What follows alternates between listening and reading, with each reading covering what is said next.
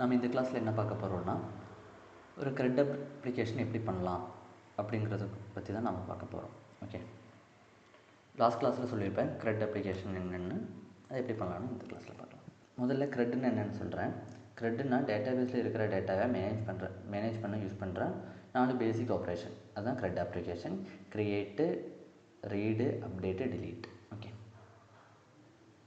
Okay, நம்ம CRUDங்கிறது create, read, update, டிலீட்னு சொன்னேன்ல. இது வந்து SQL எப்படின்னா insert, select, update, delete. Okay, இப்போ க்ரியேட்டுங்கிறத இன்சர்ட்னு சொல்லுவோம், ரீடுங்கிறத செலக்ட்னு சொல்லுவோம்.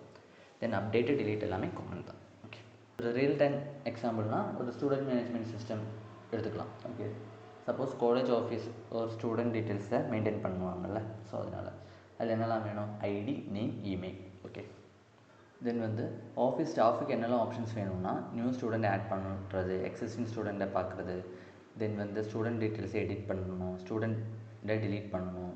இதுதான் CRUD. ஓகே, தென் வந்து இதில் பார்க்க வேண்டியது வந்து ஓவர்ஃப்ளோ, யூஸரு, தென் வந்து HTML ஃபார்ம், கண்ட்ரோலர், மாடல், தென் டேட்டாபேஸ், வியூ, தென் ப்ரௌசர். ஓகே, இதை வந்து ஸ்டெப் பை ஸ்டெப்பாக நம்ம பார்ப்போம். இப்போ step 1, create database. Create database எப்படி க்ரியேட் பண்ணுவோன்னா, நம்மளோட MySQLக்குள்ளே போயிட்டு, ஓகே, நம்மளோட MySQLக்குள்ளே போயிட்டு நியூவில் நம்மளோட டேட்டாபேஸ் நேம். ஓகே, ஒரு நேம் கொடுத்துட்டு க்ரியேட் கொடுத்தா நமக்கு வந்து டேட்டாபேஸ் நேம் வந்து க்ரியேட் ஆகிடும். தென் வந்து அதுக்குள்ளே க்ரியேட் டேபிள்.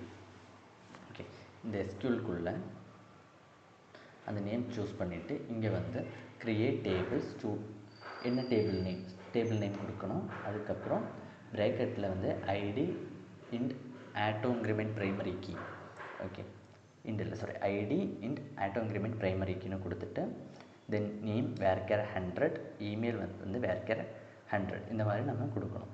இப்போ இந்த ஐடிங்கிறது ஸ்டூடெண்ட்டோட ஐடியை வந்து யூனிக்காக நமக்கு வேணும், அதனால நம்ம ஆட் பண்ணுறோம். ஓகே,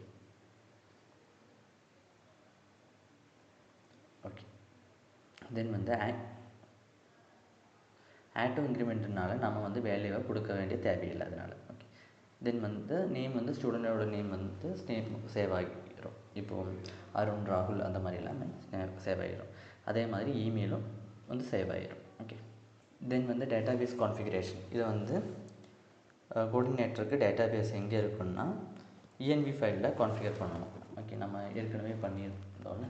ஓகே, அதில் வந்து லோக்கல் ஹோஸ்ட்டில் ரன் ஆகணும். தென் வந்து டேட்டாபேஸ் நேம், டேட்டாபேஸோட யூசர் நேம், ரூட்னு இருக்கும். தென் பாஸ்வேர்டு, தென் வந்து DB ட்ரைவ், MySQL அந்த மாதிரி. ஓகே, தென் வந்து போர்ட் நம்பர் 3306 அந்த மாதிரி நம்ம ஆட் பண்ணியிருந்தோம். ஓகே, இதில் வந்து டேட்டாபேஸோட சர்வர் எங்கே இருக்குன்னா லோக்கல் ஹோஸ்ட். ஓகே, இது வந்து கரண்ட் சிஸ்டமில் தான் இருக்கும். அப்புறம் டேட்டாபேஸ் வந்து எந்த டேட்டாபேஸ் வேணாலும் யூஸ் பண்ணலாம். ஓகே, ஆனால் கரண்ட் DB வந்து இருக்கணும். ஓகே, தென் வந்து யூசர் நேம் வந்து data login user name, usually ஜாமில் தான் ரூட்டுங்கிறது இருக்கும். ஓகே, இந்த கான்ஃபிகரேஷன் எல்லாமே முடிஞ்சிருச்சுன்னா கோஆர்டினேட்டரை டேட்டாபேஸ் கூட கனெக்ட் பண்ணிக்கலாம். ஓகே, அது வந்து மாடல்.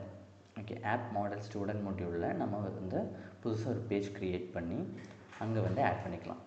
மாடல்னால் என்னென்னா, மாடல் டைரெக்டாக வந்து டேட்டாபேஸ் கிட்ட பேசும். இப்போ டேட்டாபேஸ் ஆப்ரேஷனுக்கு எல்லா மாடலையும் ஹேண்டில் பண்ணும். எக்ஸாம்பிளுக்கு இன்சர்ட்டு, செலக்ட், அப்டேட்டு, டிலீட். நம்ம SQL query எழுத வேண்டியது அவசியம் இல்லை. கோஆர்டினேட் மெத்தடை யூஸ் பண்ணலாம். எக்ஸாம்பிளுக்கு ஃபைண்டு, இன்சர்ட், அப்டேட்டு, டிலீட் இதெல்லாமே ஆட் பண்ணிக்கலாம். தென் வந்து கண்ட்ரோலர். ஆப் கண்ட்ரோலரில் student.phpங்கிற புதுசாக ஒரு ஃபைல் க்ரியேட் பண்ணி, கண்ட்ரோல்னால் ப்ராஜெக்டோட பிரெயின். ஓகே, கண்ட்ரோல் ஒர்க் பண்ணணும். அப்போ யூசர் ரிக்வெஸ்ட்டை ரிசீவ் பண்ணணும், வேலிடேஷன் செக் பண்ணணும், மாடலை கால் பண்ணணும், வியூக்கு டேட்டாவை அனுப்பும். ஓகே, சிம்பிள் ஃப்ளோனால் user, controller, model, database. Okay, இந்த மாதிரி. தென் வந்து ரீட் ஆப்ரேஷன். இது வந்து பப்ளிக் ஃபங்க்ஷனை இண்டெக்ஸுக்கு, மாடலுக்கு, ஸ்டூடெண்ட் மாடலுக்கு இது எல்லாத்துக்குமே அது வந்து ஆக்சஸ் பண்ணி கொடுத்துரும். ஓகே,